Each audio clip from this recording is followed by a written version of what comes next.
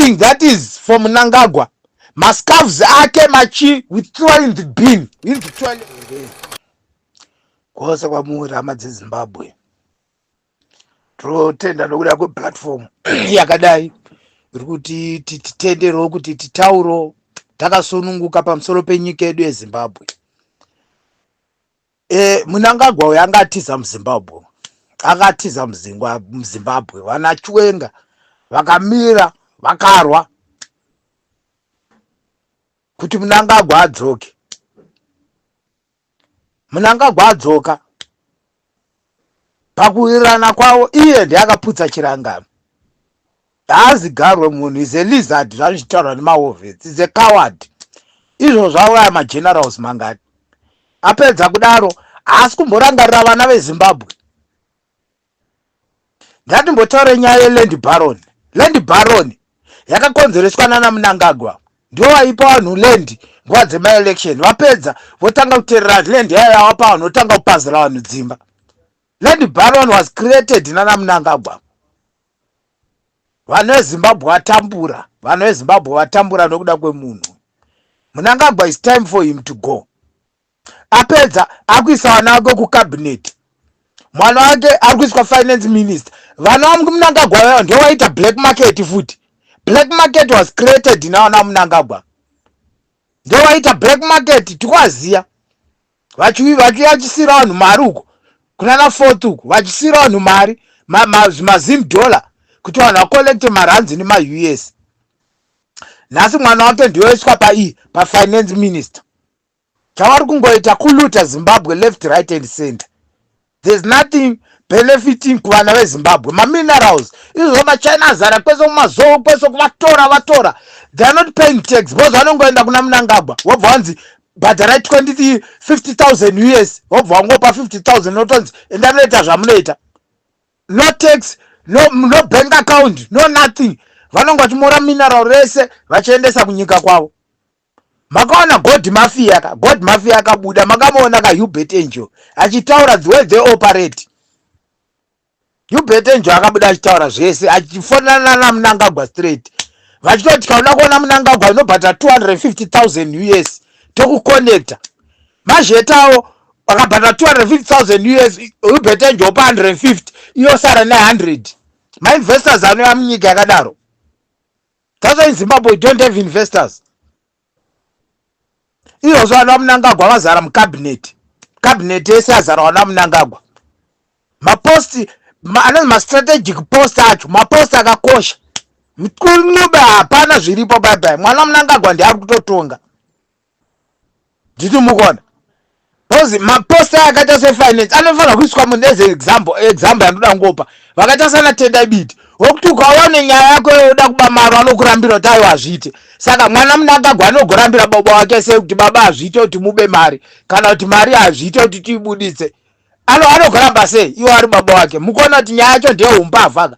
Sasa mwana wake paminister, mwana wacho aiswa kunonzi kupi, kumineral Rushwaya, iye hama yawo iri kugold, ndiyo iri kucontrola gold. Vakomana sana veZimbabwe kutaura chokwadi, we have 63 minerals, 63. But atina chokuti unogona kuti ma-minerals eda kushandei, because all these minerals they are not governed by the government. They are governed by Mnangagwa and his family. Nana Chivayo, Nana Tagwirei, Nana Scott. Ndio vanhu vari kukontrora ma-minerals enyika.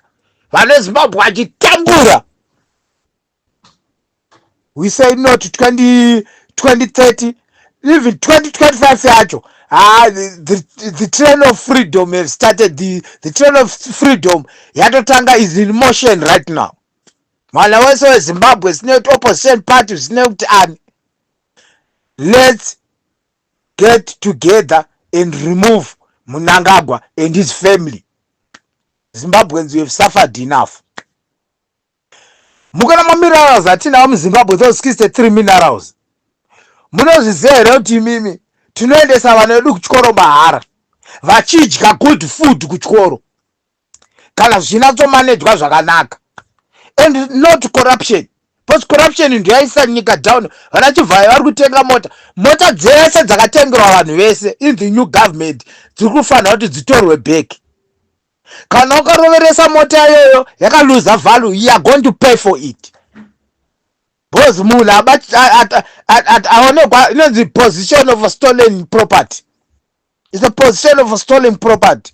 Vana Japraise wese akapiwa mari chete akatengerwa mota naChivhayo because imari yekuba, imari yegovernment. All those properties must come back to the government.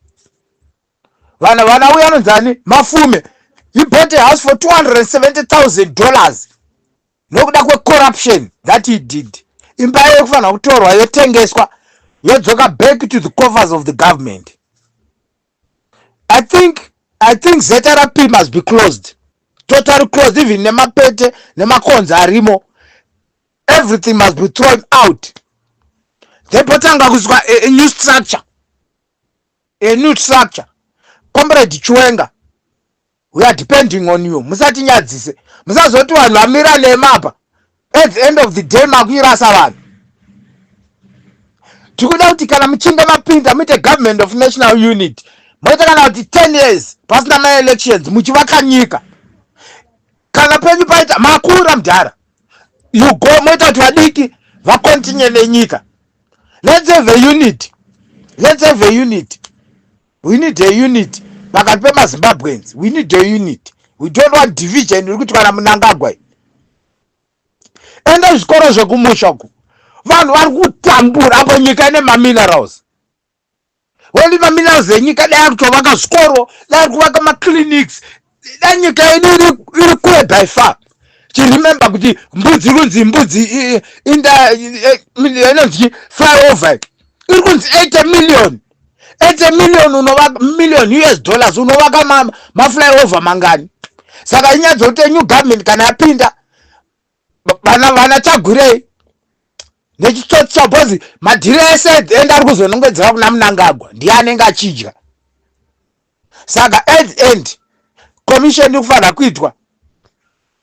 Ende toziva kuti akaapply here tender yacho ikafambiswa sei. Matenda ese akutorwa naKotagure, matenda ese akutorwa naChivhayo. Busy kuba nyika yasara haina kana chinhu. We don't even have Zimbabwean coffers. We don't have. Saka at the end of the day vachasa vari kusafa wane because isi tatosafa tatoparara kare taparadza. We don't have a life, we don't have a future.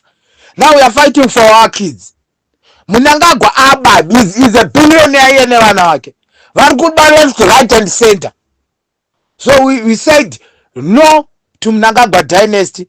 We said no to Chivhayo. We said no to Scott. We said no to Tagure. We need a Zimbabwe that everyone's benefit. We need a Zimbabwe that everyone benefits from the minerals and the resources of the country.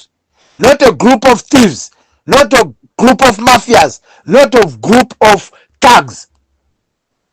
We need a functional Zimbabwean government. Actually, we are going to change the name of we have to change the name of Zimbabwe to Great Zimbabwe. Anything that is from Mnangagwa, mascavs ake machi, we throw in the bin, in the toilet, in fact.